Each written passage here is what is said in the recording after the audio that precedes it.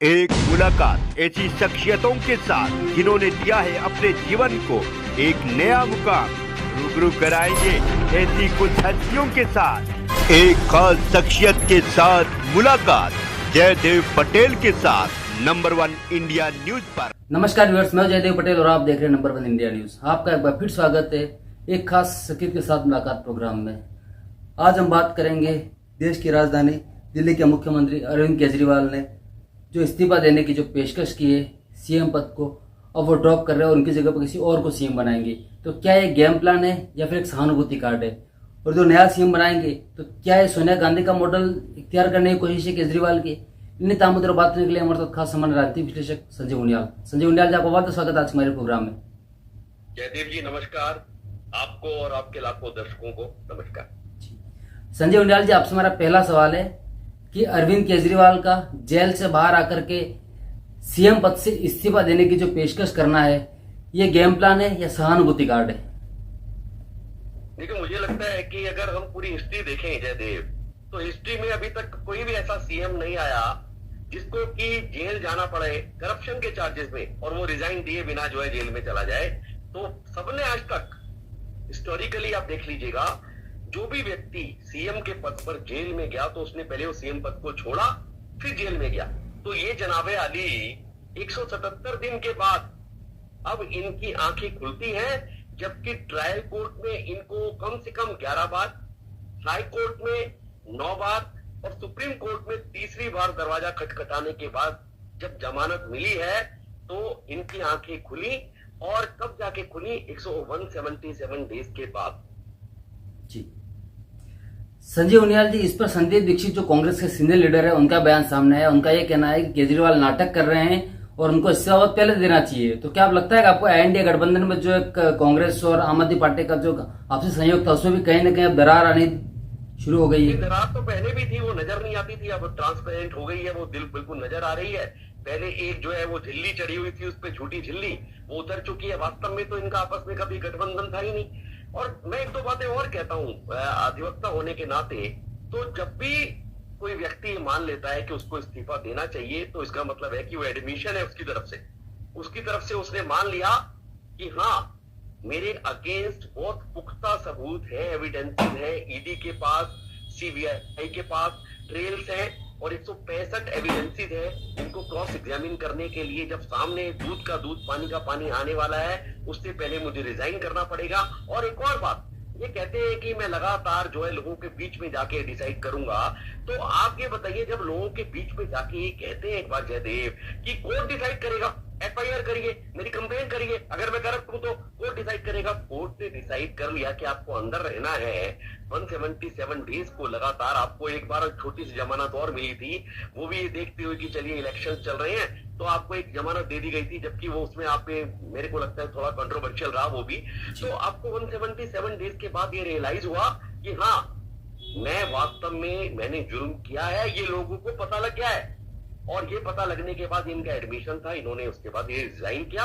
और एक और बात है जयदेव, ये साफ क्लियर कट नजर आता है कि जो पद था सीएम का, जब इनको लगा कि अभी तो उसमें 8 महीने, 9 महीने, 10 महीने, 11 महीने और अभी 18 महीने का शेष पीरियड है, तो 18 महीने पहले ये डाइजेस्ट नहीं कर सकते थे कि मैं सीएम ना रहूं। पर अब 2, 3, 4 महीने के लिए टुलटुलाते हुए इनको महसूस हो रहा है कि किसी को ही सीएम बना दूंगा, नहीं तो अपनी श्रीमती को सीएम बना दूंगा और यहाँ से सहानुभूति बोर्ड बटोर लूंगा। तो 3 महीने के लिए जिसको लालच होता है ना सत्ता का, तो वो 8, 10, 12, 1-1.5 साल के लिए नहीं छोड़ सकता उस पद को। पर हाँ, 2-3 महीने के लिए इन्होंने सोचा चलो कोई बात नहीं, अपने पद को छोड़ देता हूं, एक सहानुभूति की लहर भी जाएगी और वो जो डायरेक्टिव्स थे, जो डायरेक्शंस थे, बीइंग एन एडवोकेट आप हैरान हो जाएंगे जयदेव जी। अगर किसी पत्रकार को ये जमानत मिलती है कोर्ट से कि हम आपको जमानत देते हैं, परंतु किन कंडीशंस के साथ, कि आप पत्र व्यवहार नहीं कर सकते,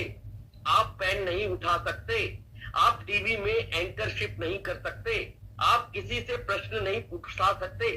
और इस बेसिस पर प्रोफेशनली आपके सारे परों को काट के और किसी पत्रकार को जमानत मिलती है तो लगभग वैसी ही जमानत है जब किसी आंख को कहा जाए कि आप देख नहीं सकते हो, जब किसी दांत को कहा जाए आप काट के खा नहीं सकते हो, और किसी धमनी में कहा जाए कि आपके अंदर से खून की धार नहीं जा सकती, तो लगभग ये वैसा ही एक अपने आप में निर्णय था जिसको कि टीथलेस टाइगर के नाते आपको सीएमशिप से निकालने के लिए आपको कंकाल की तरह नचोड़ने के बाद सुप्रीम कोर्ट ने मैदान में छोड़ दिया था। तो अब इनकी आंखें खुली, अरे मैं तो कहीं भी नहीं, सेक्रेटरी मैं नहीं कर सकता, फाइलों पे साइन मैं नहीं कर सकता, मीटिंग मैं नहीं कर सकता, और जिसके कारण मुझे जुल्म के तहत, मेरे को जिन सेक्शंस के तहत, जिन जुल्मों में मुझे कोर्ट ने सजा दी थी, कोर्ट के अंदर जिन जेलों में मैं रहा हूं, उसके बारे में भी मैं बाहर मीडिया में डिस्कस नहीं कर सकता हूं। तो इन्होंने सोचा मरता क्या ना करता, इन्होंने जो है रिजाइन इनको देना ही पड़ा।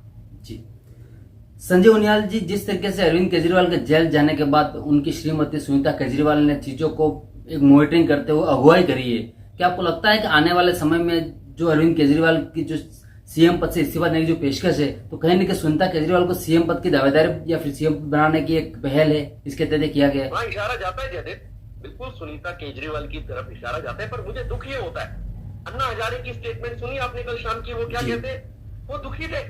उन्होंने कहा मैंने पहले दिन अरविंद को बोला था कि अरे भाई अरविंद पॉलिटिक्स में मत आओ, सेवा करो, जनता की सेवा करो, परंतु अरविंद नहीं मारा। और भुगत, जिस व्यक्ति ने आईआरएस जैसे पद पर रहकर हाईली क्वालिफाइड अपने एग्जाम्स को क्लियर करके ऐसे ऐसे मानदंडों को हमने समक्ष रखा, लोगों के रामलीला मैदान पे जब प्रदर्शन किए, और आपने जब वो उच्च स्तर पर लेके चले गए पॉलिटिक्स को, तो मन में एक बहुत पॉजिटिविटी आती थी जयदेव। हम भी वहां भोजन की थैलियां लेके, मैं भी गया था पर्सनली, मुझे आज भी वो सीन याद है कि पूरी रात में 11:30 बजे जो है अपने साथ में खाने के पैकेट लेके गया था, जो मेरी श्रीमती ने, मेरी माँ ने मुझे बना के दिए थे।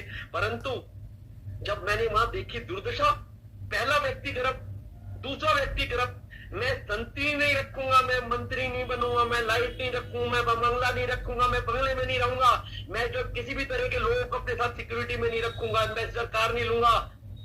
कहां चली गई वो पारदर्शिता? दर्द होता है। यदि एक साधारण तौर से कोई व्यक्ति अगर आता है पॉलिटिक्स में और उसको आने के बाद वो उन मापदंडों को कम से कम उनको मेंटेन करने की कोशिश करता है, तो लगता है कि ठीक है, परंतु अगर कोई असाधारण शख्स असाधारण तरीके से असाधारण मापदंडों के साथ एंटर करता है पॉलिटिक्स में और उसकी ये दुर्दशा होती है, तो दुख होता है, अपने आप में प्रश्न चिन्ह होता है, क्या सही किया हमने इस व्यक्ति को चुनकर।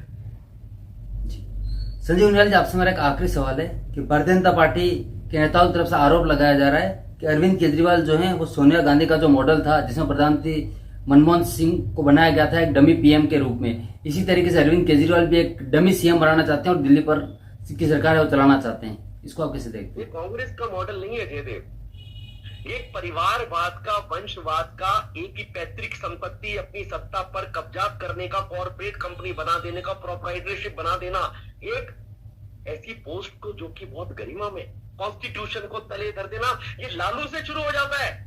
अब सोनिया गांधी को क्यों करते हो? ये मुलायम सिंह यादव से शुरू हो जाता है, ये ललिता से शुरू हो जाता है। ये जो परिवारवाद की पार्टी है उसको खत्म होना चाहिए, नवीन पटनायक से शुरू हो जाता है। कहां से शुरू करोगे, कहां खत्म करोगे?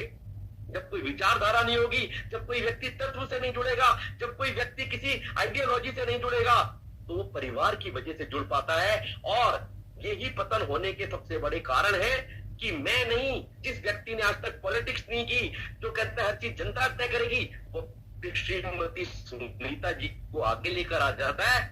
तो आज पार्टी के लोगों को सेल्फ इंट्रोस्पेक्शन करना चाहिए, क्या हम सही आइडियोलॉजी, सही व्यक्ति के साथ जुड़े थे? जी संजय उनियाल जी, आपने हमारे लिए समय निकाला, उसके लिए आपको बहुत बहुत धन्यवाद। धन्यवाद जयदेव जी, नमस्कार।